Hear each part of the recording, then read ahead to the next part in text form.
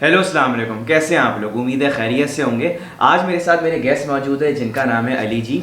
ये मेरे दोस्त भी हैं, ये एक ट्रैवलॉग भी हैं, ये एक व्लॉगर भी हैं और ये जो है एक क्या कहते हैं एक बहुत बड़े बुक लवर भी हैं। तो मैं इनको इंट्रोड्यूस कराना चाहूँगा। Thank you Ali ji for coming for this show.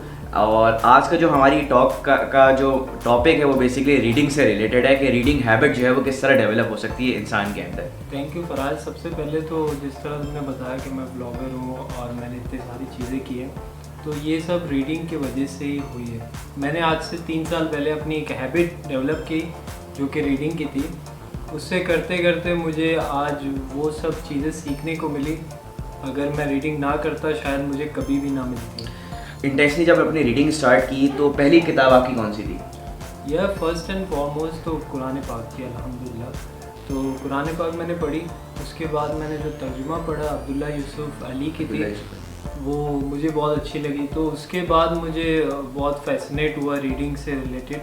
तो ये फर्स्ट मेरी तो कुरान। अच्छा, ज़बरदस्त। अच्छा, पूछना ये था कि लोग अक्सर रीडिंग करने की इंटेंशंस तो रखते हैं कि हम रीडिंग करेंगे, किताबें भी ऑर्डर करवा लेते हैं 5 से 6। फिर होता ये है कि वो किताबें ऑर्डर करते हैं, 2 से 3 दिन वो मोटिवेशन के साथ पढ़ेंगे और आहिस्ता आहिस्ता जब टाइम गुजरता जाता है उनकी मोटिवेशन थोड़ी कम होती चली जाती। तो इसको कैसे, इस इशू को कैसे टैकल किया जाए? ये तकरीबन मोस्ट ऑफ द टाइम हर किसी के साथ हो रहा होता है, ये बहुत इंपॉर्टेंट है। जितने भी लोग किताब पढ़ते हैं आपको ये देखना चाहिए कि यार आपका इंटरेस्ट क्या है, कौन सी किताब आपको पढ़नी चाहिए। अगर आप न्यू भी है तो आप बिल्कुल chicken soup for the kids soul पढ़ें, रीडर डाइजेस्ट पढ़ें और जितने भी इजी किताब है उससे स्टार्ट करें। लेकिन अगर आपने 5-6 किताबें ले ली हैं और किताब का आपको बोरियत हो गया और पढ़ने का बिल्कुल मूड नहीं हो रहा, तो उसका बेस्ट तरीका ये है कि आप वो किताब पढ़ें जो आपका इंटरेस्ट है, नंबर 1। नंबर 2 ये है कि आप रीडिंग को अपना बोझ ना समझे कि आपको पढ़ना है कि यार मुझे नॉलेज मिलेगी, मुझे इन्फॉर्मेशन मिलेगा, मैं इसको पढ़ूंगा तो बस छक दे पट्टे हो जाएगा। ऐसा कुछ नहीं होता। रीडिंग को एज अ पैशन पढ़ें।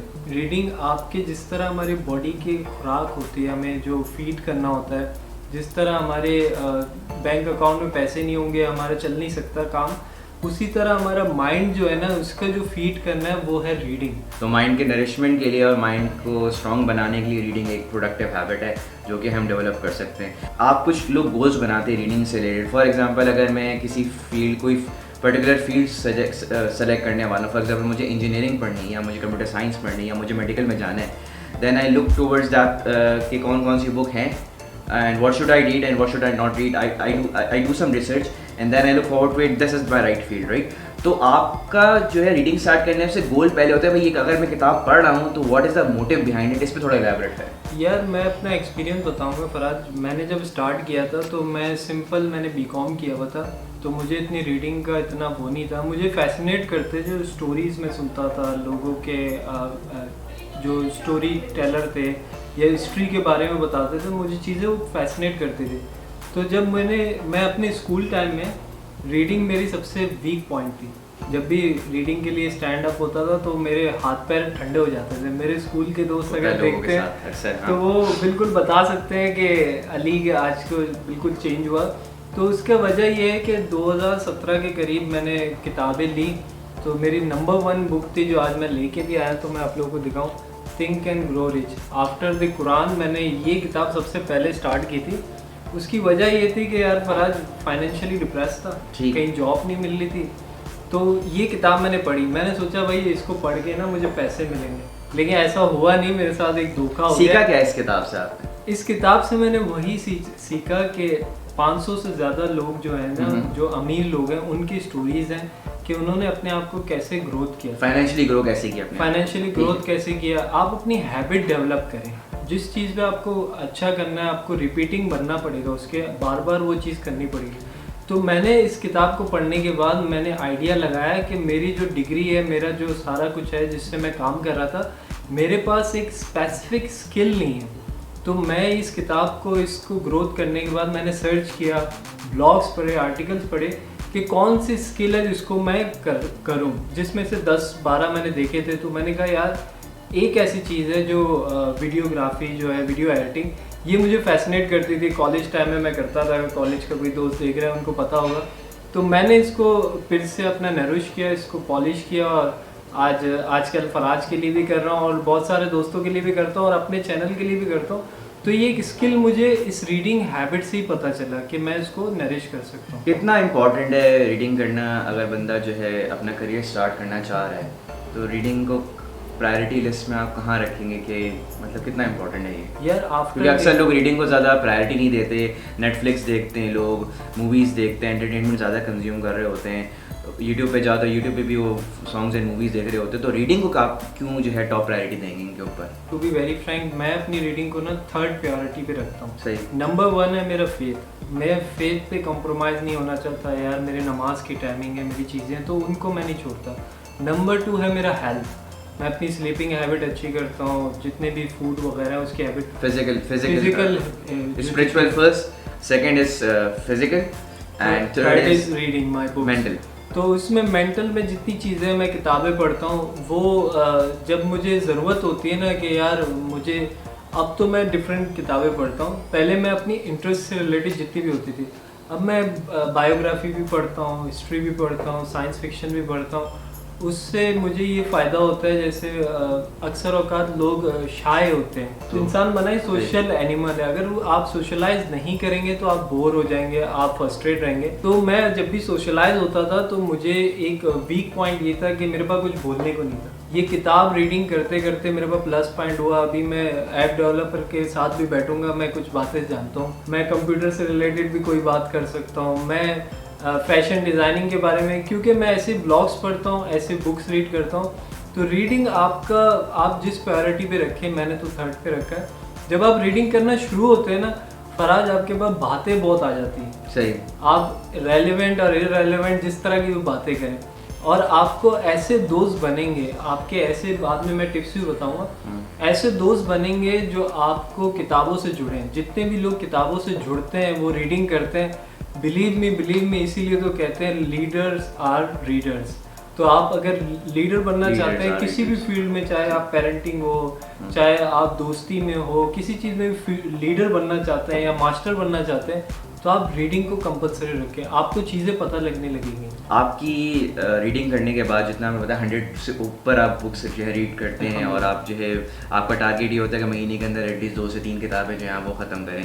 आपकी पर्सनल लाइफ में क्या चेंज आया है? मतलब आपकी पर्सनैलिटी किस हद तक इसको एक ग्रूम कर चुका है रीडिंग? फर्स्ट ईयर तो मैंने बहुत मिस्टेक किए, मैं बहुत सारी किताबें लेके ना मैं ये समझता था कि यार कवर टू कवर पढ़ना है। तो फराज, मैंने कवर टू कवर पढ़ने में कभी 1 महीना, कभी 1.5 महीने लगते थे, और मैं थोड़ा सा ना बोर होने शुरू हो गया था। बट ऐसा नहीं होता, आपको किताब जो भी पढ़े उस पर कोशिश ये करें कि यार अगर आपके 1-2 चैप्टर पढ़ने के बाद आपको अच्छा लगे तो उसको कंटिन्यू करें, वरना साइड पे रखें। जो मेरी अल्हम्दुलिल्लाह 100+ बुक हो चुकी है, जिसपे मैंने फराज को बताया, तो उस पर मुझे ये फ़ायदा हुआ है कि मैं रीडिंग जब भी करता हूँ तो मुझे अब अंदाज़ा हो जाता है कि कौन सी किताब अच्छी है, कौन सी नहीं है। अब मुझे आपसे ये पूछना था कि अगर कोई बंदा जो है वो देखना चाह रहा है, स्ट्रगल कर रहा है रीडिंग से, तो उसको क्या टिप्स देना चाहेंगे आप? सबसे इजी टिप्स ये है कि आप एक टाइम निकालें, दिन का एक वक्त निकालें। मैं 3 टाइम अलग अलग किताबें पढ़ता हूँ। मॉर्निंग में अलग किताब पढ़ता हूँ, डे टाइम में अलग पढ़ता हूँ, रात को अलग पढ़ता हूँ। आप 3 वक्त एक अलग अलग किताब पढ़ें। अगर आप न्यू भी है तो एक ही किताब पढ़ें। आप एक टाइम लिमिट रखें, और आपको उस टाइम ना टेलीविज़न देखना है, ना इंटरनेट आपका चलना चाहिए। उस टाइम पे आप 15 मिनट से स्टार्ट करें और डेली 1-1 मिनट बढ़ाते जाएं, और आपको रीडिंग की एक हैबिट डेवलप होगी। उसके साथ साथ जब भी आप रीडिंग करें तो उसको ज़रूर कहीं ना कहीं पोस्ट करें। आप व्हाट्सएप पे पोस्ट कर लें, आप अगर आपकी राइटिंग अच्छी है ब्लॉग्स लिखने शुरू करें। वो नोटपैड लोग जो बनाते हैं उस पर बिलीव करिएगा कि इस तरह आप उसकी रीडिंग को प्रिजर्व लर्निंग कैसे कर सकते हैं, कि आपने ये चीज़ तो पढ़ ली है, आपने हाईलाइट तो लगा दिया, उसको प्रिजर्व कैसे करना है, उसकी नॉलेज आपकी रिटेन रहे। आप जितनी भी नॉलेज लेते हैं, जब तक एक नॉलेज भी आपका एक तरह से सदका है, जो आपको नॉलेज मिली आप आगे फैलाएं, एक तरह से आपका बढ़ास बन जाते हैं। यार इतनी चीज़ें मैंने सीख ली है, मैं कहाँ जाऊँ, मैं किसके पास जाऊँ। मैंने तो ट्राई किया यार, मैं तो पहले तो मैंने सोचा था ब्लॉग्स लिखूँ, लेकिन राइटिंग इतनी अच्छी नहीं थी, फिर मैंने कंटेंट बनाने शुरू कर दिए। तो जितने भी मेरे कंटेंट्स आते हैं फराज इसी से रिलेटेड होते हैं, बुक से ही मैं उठाता हूँ। और आप ये कोशिश करें कि आपको जो भी किताब में कोई चीज़ फैसिनेट लगे ना, उसको लिख लें, उसको अपने पास रख लें, और जहाँ पे भी आप पोस्ट कर सकते हो, जहाँ पे भी जहाँ ज़रूरत पड़े शुरू में तो फराज मैं दोस्तों को पकड़ पकड़ के बताता था, वो भी बोलते थे क्या हो गया भाई, कुछ और बातें करो। अली भाई मुझसे मैंने आपसे ये पूछना था कि अक्सर लोग जो है देखा जाए तो रीडिंग जो है एक डिक्लाइन फेज पे गुजर रही है, क्योंकि इतना सोशल मीडिया पे इतना कंटेंट आ गया, लोग देखना पसंद करते हैं।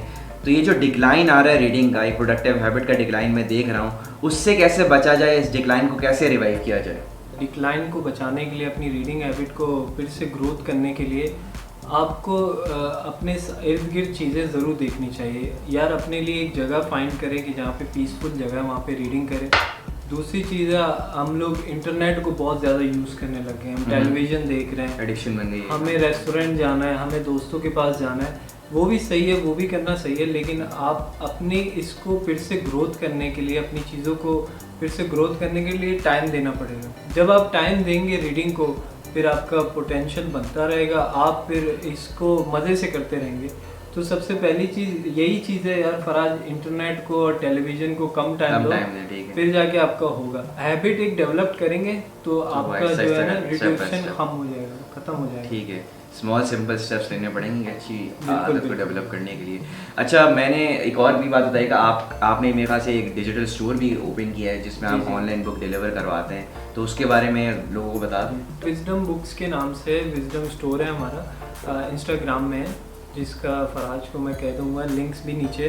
तो मुझे इस पर फैसिनेट था और हमारा ये एम है कि हम लोग जो है, मैं वो मेरा पार्टनर है अली बिन सईद, तो हम लोगों का ये एम है कि ये बुक कल्चर को फिर से रिवाइव करें लोगों को, और लोगों को बताएं बुक कल्चर क्या है। जितने भी बुक्स हम लोग सेल कर रहे हैं बिल्कुल लोएस्ट प्राइस पे कर रहे हैं, और कोशिश ये कर रहे हैं कि जितने भी लोग हैं वो हमसे कनेक्ट हो जाएं। हमारे बेचने का मकसद यही है कि लोग हमसे कनेक्ट हो जाएं और हम उनको रिव्यू भी बताएं। मतलब लाइकली माइंडेड लोग आपके साथ कनेक्ट हो जाएंगे, आप कम्युनिटी बनाना चाह रहे हैं, कम्युनिटी बिल्ड करना चाहते हैं, कि हम लोग चाह रहे हैं कि उसी का ग्रुप भी बनाया हुआ है, उसका पेज भी है, आप लोग ज्वाइन कर सकते हैं। तो उसमें हम लोग ज़्यादातर यही कोशिश कर रहे हैं कि रीडिंग कल्चर को लाएं, क्योंकि मैं फराज जितना मैंने ट्रैवल किया ना, मैं यूएई गया हूँ, मैं मलेशिया गया हूँ, तो वहाँ पे बहुत ज़्यादा मेरे दोस्त वगैरह यूरोप भी गए हैं, वो बताते हैं कि लोग कोशिश करते हैं कि रीडिंग करें। जिस पे मैंने एक वीडियो बनाई थी कि 90% पाकिस्तान में लोग रीडिंग नहीं करते। आप सोचें, हम लोगों ने डिप्रेसिंग, इसी वजह से डिप्रेशन है।